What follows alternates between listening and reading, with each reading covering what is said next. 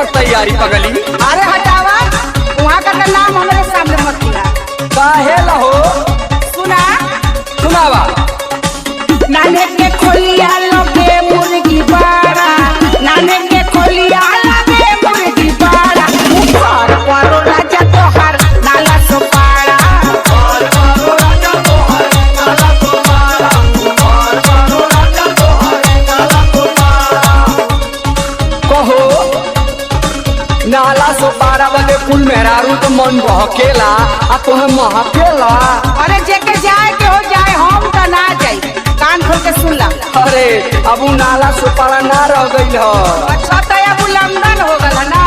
हाँ बात सुना बात। डीजे परी, डीजे परी लागी अचंबा को हथुनी होई खाड़ा, लागी अचंबा को हथुनी होई खाड़ा, ये खाता चकराई जइबू नाला सोपाड़ा, ये खाता चकराई जइबू नाला सोपाड़ा, ये खाता चकराई जइबू नाला सोपाड़ा।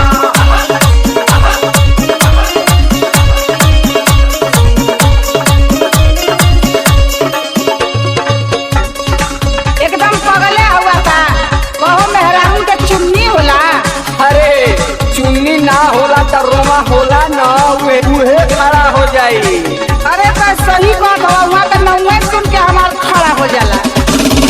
जब काटे बिजुरिया नहावा लगे, जब काटे बिजुरिया नहावा लगे, जब काटे बिजुरिया नहावा लगे, चले पतरा तो तोहरा के आवा लगे, अरे पतरा तो तोहरा के आवा लगे, अरे पतरा तो तोहरा के आवा लगे। जब काटे बिजुरिया नहावा लगे, चले पतरा तो तोहरा के आवा लगे।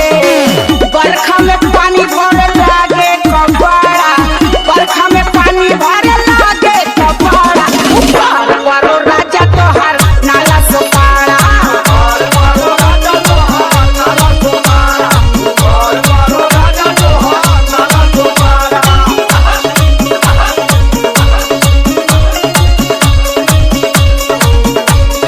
डीजे परी, डीजे परी, डीजे परी हो गई तोहार।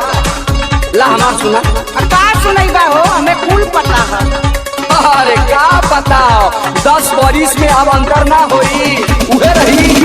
ओहु बनल बा बिल्डिंग बंगलवा गोरी, ओहु बनल बा बिल्डिंग बंगलवा गोरी, ओहु बनल बा बिल्डिंग बंगलवा गोरी, बाकी ओकरा में लागी बाड़ी मलवा गोरी, बाकी ओकरा में लागी बाड़ी मलवा गोरी, बाकी ओकरा में लागी बाड़ी मलवा गोरी।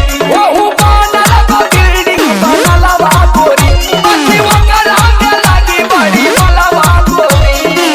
लागे ना डिपॉजिट लागेला खाली भाड़ा, लागे ना डिपॉजिट लागेला खाली भाड़ा, ये खाता चकराई जइबू नाला सोपाड़ा, ये खाता चकराई जइबू नाला सोपाड़ा, ये खाता चकराई जइबू नाला सोपाड़ा।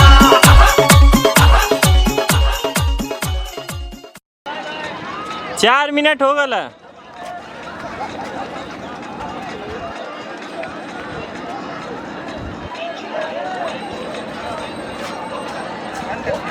बंद करें, ले घुमा पूरा मरकंडे महादेव बाबा।